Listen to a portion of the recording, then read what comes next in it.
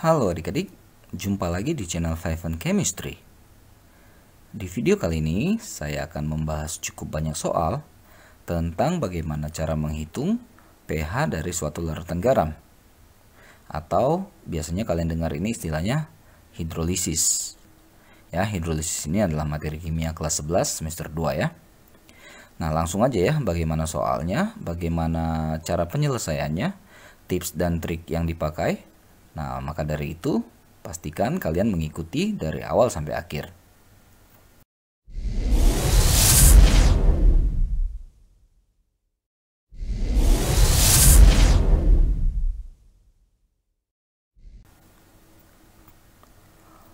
Oke, ini dia soalnya. Menghitung pH hidrolisis garam.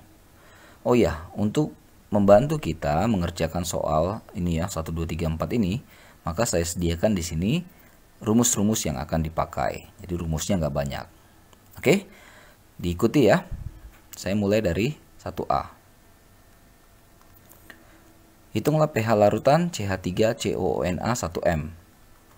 Nah, CH3COONA kita ionkan. Jadi CH3COO- tambah Na+. Nah, kalau di sini 1M, di sini juga 1, di sini juga 1 kan?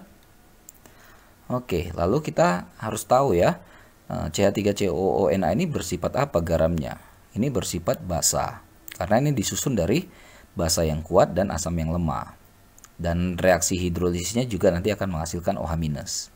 Jadi kita pakai rumus yang OH- sama dengan. Nah, untuk ini ya, untuk mengetahui lebih lagi tentang reaksi hidrolisisnya ataupun juga asam basa penyusun garam, kalian bisa cek juga videonya di channel Five Chemistry ini. Oke, kita tinggal masukin datanya. OH- sama dengan Kw per Ka. Kw kita udah tahu ya, 10 - 14. Ka dari CH3COOH 10 pangkat minus 5 dikali, nah hati-hati ya, yang dikali ini adalah konsentrasi dari ini, anionnya ini ya. Karena nanti belum tentu anion ini ataupun kation ini mempunyai konsentrasi yang sama dengan garamnya. Harus hati-hati. Nah, jadi ini kali 1. Nah, ini kan bisa kita langsung dapat jadi akar 10 pangkat minus 9 ya. Ini sama dengan 10 pangkat minus 4,5. POH minus logaritma dari 10 pangkat minus 4,5 yaitu 4,5. Sedangkan pH 14 kurang ini ya, berarti 9,5. Oke, nomor satunya banyak nih. Jadi saya lanjut ya. NaCN ionkan. Na plus tambah Cn min 0,1, 0,1, 0,1. Oke, kita langsung masuk rumus juga karena ini berasal dari asam yang lemah dan basa yang kuat, jadi OH- kita pakai ya rumusnya. Akar Kw-nya 10 - 14, Ka-nya 4 kali 10 - 6, 10 pangkat min 6, kali konsentrasi dari anionnya, ini ya, 0,1 atau 10 pangkat min 1. Atau ini adalah akar 1/4 kali 10 pangkat minus 9. 1/4 itu kan 0,25 ya. Ini bisa juga akar 25 kali 10 pangkat minus 11. Oke, tinggal kita akarkan. Akar 25 itu adalah 5. Lalu 10 pangkat minus 11 itu bagi 2 aja ya. 10 pangkat min 5,5. POH minus logaritmanya 5,5 min log 5. Sedangkan pH 14 kurang ini berarti ini sama dengan 8,5 ya. 8,5 plus log 5. Lanjut yang C. Na4Cl ionkan Na4 plus tambah Cl min 0,1 0,1, 0,1. Nah, hati-hati ya, di sini garamnya bersifat asam karena di sini kan Cl- itu kan berasal dari HCl, asam kuat ya. Jadi asamnya lebih dominan di sini. H plus akar KW-nya 10 pangkat minus 14. KB-nya 10 pangkat minus 5 dikali konsentrasi dari kation. Nah, ini dia. 0,1 atau 10 pangkat min 1. Ini kan akar 10 pangkat minus 10 ya. Sama dengan 10 pangkat minus 5. Jadi langsung aja ya. pH min log 10 pangkat minus 5 sama dengan 5. Lanjut yang D. NH42 SO4 2NH4 plus tambah SO4 2 min 0,1. Hati-hati ya, di sini 0,2, di sini 0,1. Nah, ini asam sulfat ya, H2SO4 asam yang kuat dibandingkan NH4OH basa yang lemah. Jadi kita pakai rumusnya H plus sama dengan, oke, KW-nya 10 minus 14 per KB-nya 10 pangkat minus 5. Nah, ini harus hati-hati. Yang kita pakai itu ini. Ya, jadi dia 0,2 atau 2 10 pangkat minus 1. Seperti yang saya katakan tadi, tidak selalu anion maupun kationnya memiliki konsentrasi yang sama dengan garamnya. Jadi harus hati-hati di sini. Oke? Nah, ini sama dengan akar 2 kali 10 pangkat minus 10. Akar 2 itu 1,4 ya. 1,4 10 pangkat minus 5.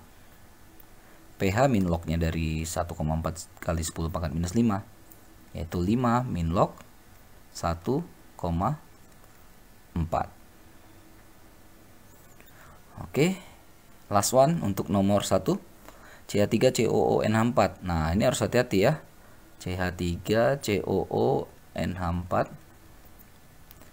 ini diionkan jadi CH3COO- dan NH4+. Nah, ini adalah garam yang tersusun dari asam yang lemah dan basa yang lemah juga. Makanya dikasih tahu nih harga Ka dan harga Kb. Jadi untuk menghitung pH garam yang berasal dari asam lemah dan basa lemah ini, kita pakai rumus yang ini. Kalau kita lihat perhatikan rumusnya, tidak ada di situ pengaruh dari konsentrasinya. Jadi hanya ditentukan dari harga Ka maupun Kb yang berpengaruh. Kita tinggal masukin rumus. H plus sama dengan akar Ka-nya 10 pangkat minus 5, Kb-nya KW dulu ya, 10 pangkat minus 14 per Kb-nya 10 pangkat minus 5. Jadi ini bisa dicoret. Ya tinggal akar 10 pangkat minus 14 yaitu 10 pangkat min 7. pH-nya min log 10 pangkat minus 7 atau 7. Oke, begitu ya cara menghitung pH larutan ya untuk nomor 1. Mudah-mudahan bisa dipahami. Masih banyak lagi, kita lanjut ya. Untuk nomor 2. Kalau di nomor 1 tadi kan sudah langsung garam-garamnya yang disajikan. Yang di sini belum. Jadi masih berupa asam basa penyusunnya. Makanya kita awali dengan membuat reaksi dulu. Nah, untuk yang 2A kita reaksikan ya, CH3 COOH plus NaOH menghasilkan CH3 COONA. Nah, ini muncul garamnya plus H2O. Mula-mula yang bereaksi dan yang bersisa. Oke, kita mulai ya. Kita masukkan molnya. Jadi 100 kali 0,1 10 milimol.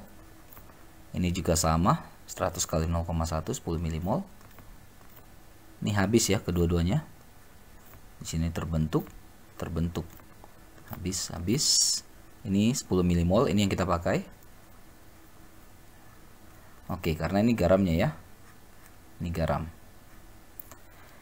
Nah, tapi kan kita pakai dalam bentuk konsentrasi ya. Sementara di sini masih mol. Maka supaya jadi konsentrasi atau molaritas kita ubah dengan cara membaginya dengan volume total.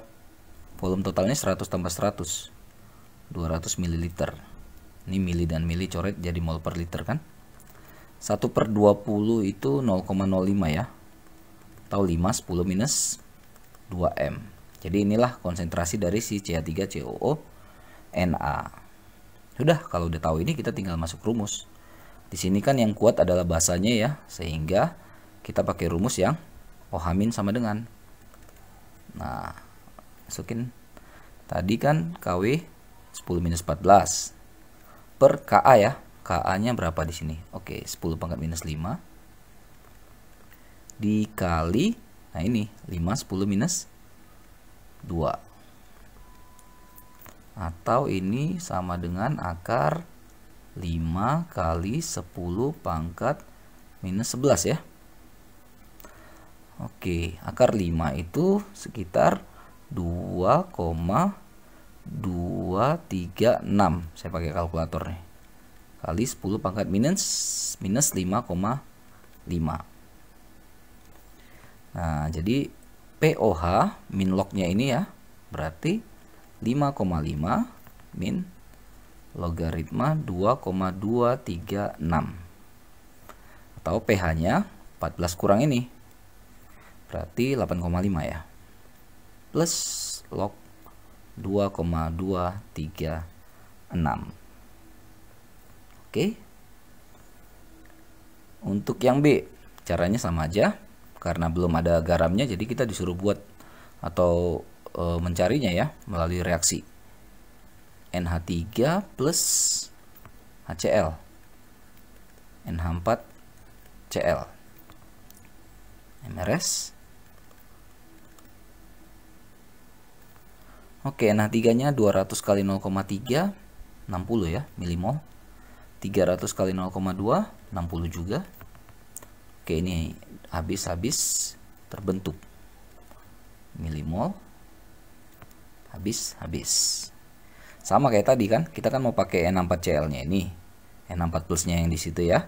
Nah, ini kan masih milimol, supaya jadi molaritas atau konsentrasi kita bagi dengan 500 sebagai volume totalnya, 200 tambah 300 mililiter ya, coret mili dan milinya. Ini 0,12 ya, 0,12 M. Nah, karena yang kuatnya si HCl atau asam kuatnya, jadi kita pakai rumus H plus sama dengan akar KW-nya 10 minus 14, KB-nya 10 pangkat minus 5, dikali ini 0,12 ini, 0,12. Oke, atau kalau mau kita ubah-ubah lagi ya, misalnya jadi 1,2, kita akarin ya. 1,2 10 minus 1 ke 14 10 minus 15 dengan 5 berarti 1,2 10 pangkat minus 10 ya. Nah, akar 1,2 itu 1,095. Akar 10 pangkat minus 10, 10 pangkat minus 5. Udah, pH tinggal minus logaritma dari H plus ini. Berarti 5 min log 1,095. Oke, begitu caranya ya untuk yang nomor 2. Terakhir nomor 4. Berapa gram NH4Cl yang terlarut dalam 200 ml larutan NH4Cl dengan pH 4? Oke, ada KB-nya juga. Ya, kita cek dulu ya, ini NH4 plus NH4Cl maksudnya ya, diionkan jadi NH4 plus tambah Cl min. Lalu kita punya data di sini pH sama dengan 4. Kalau pH sama dengan 4 berarti kan konsentrasi H plusnya 10 pangkat minus 4 gitu ya. Nah, kita pakai rumus yang apa? Yang mana gitu. Tapi kita bisa lihat dari sini.